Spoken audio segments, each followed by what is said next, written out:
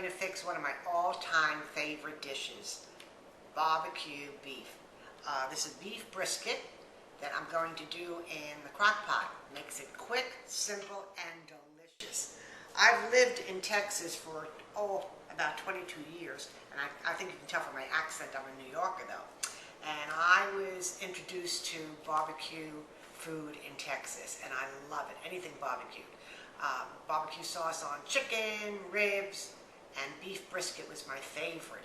So today I'm going to fix a 2.5 pound beef brisket, and we're going to do it in the crock pot. So all I have to do is mix all of my ingredients and put the beef brisket in there. It will marinate for about 3 to 4 hours.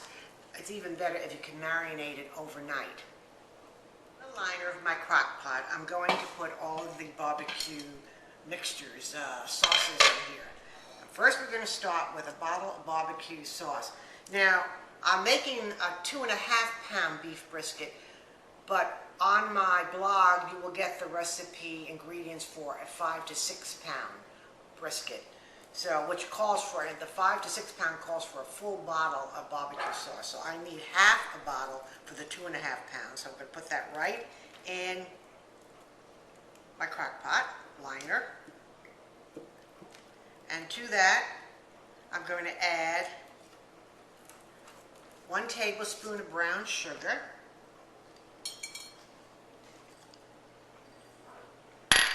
1 teaspoon of coarse black ground pepper, half a teaspoon of garlic salt. Whoops, I'm sorry, that's not my garlic salt, that's my garlic salt.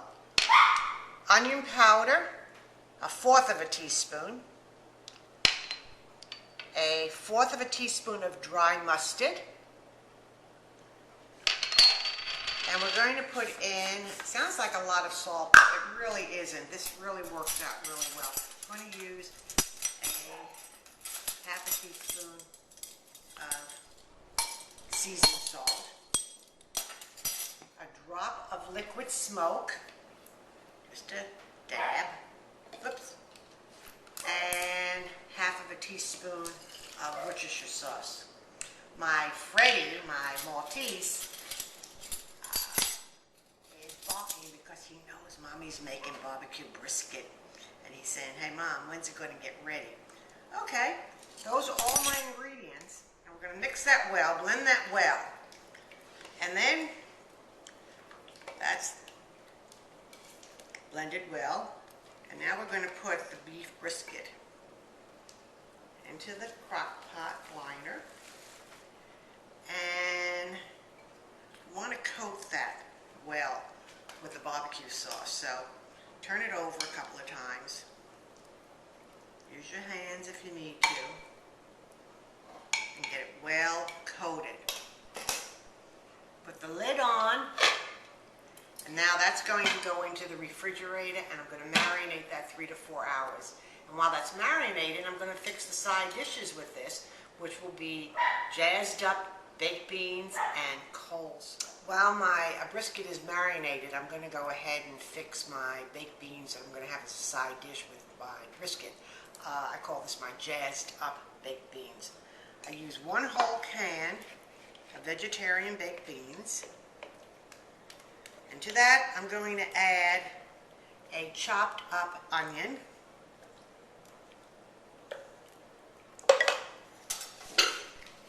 not too finely chopped, sort of coarsely chopped. I'm going to add about 1 tablespoon of brown sugar. Nope, I'm going to make that 2 tablespoons. It's 2 tablespoons of brown sugar. I'm going to drizzle in some ketchup. About 2 tablespoons. And a couple of drops of Worcestershire sauce. You know what I'm talking about. This type of sauce. A couple of drops. Mix that well. And that's going to go into a 300-degree oven, and I'm going to cook it very, very slowly. And there's your jazzed up baked beans. The brisket's been marinating for 4 hours, and I'm going to put the liner into the crock pot, turn it on high for 4 hours.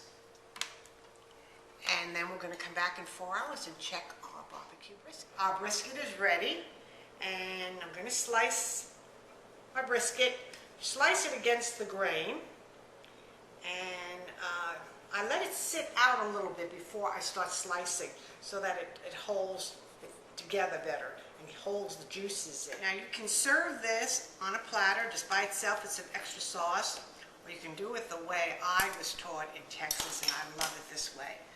Serving it on a warm hoagie. Slice the hoagie, took out some of the meat, bread, put your meat in your hoagie, put a little bit more barbecue sauce on your meat, add some chopped onions, and if you like things spicy like I do, some pickled jalapeno peppers. And we're going to serve that sandwich along with homemade coleslaw and my jazzed up baked beans. And enjoy a New Yorker's version of Texas barbecue brisket.